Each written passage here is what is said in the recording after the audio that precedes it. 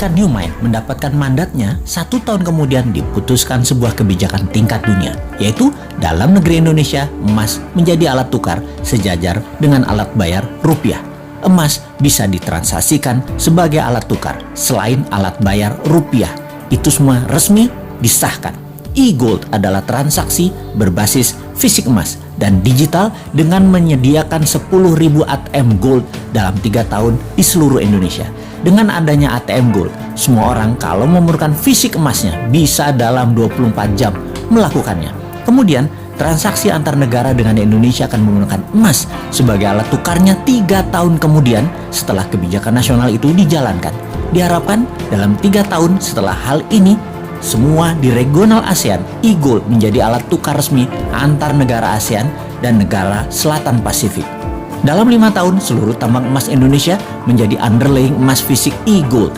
Semua ini sesuai dengan pasal 33 Undang-Undang 45 bahwa kekayaan alam milik rakyat 100% dan menjadi base transaksi 24 negara, negara ASEAN dan negara Selatan Pasifik, dari ujung Burma sampai Guam.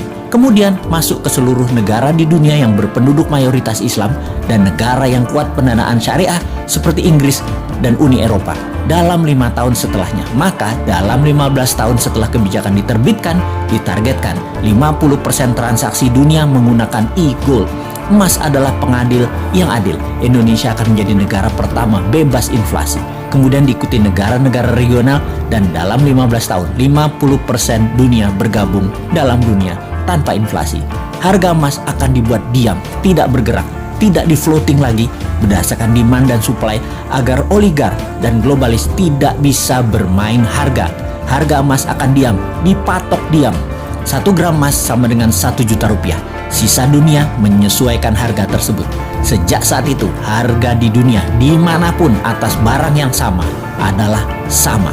Sungguh, kita memerlukan konsep bernegara yang sontoloyo untuk membuat Indonesia menjadi negara superpower. Kita tidak butuh populis, tidak butuh diliput kegiatan kecil-kecil. Kita butuh gerakan besar yang berani.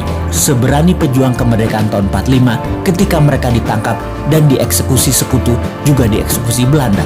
Mata mereka tidak terpejam, wajah mereka tenang, tidak menunjukkan ketakutan atau kemarahan.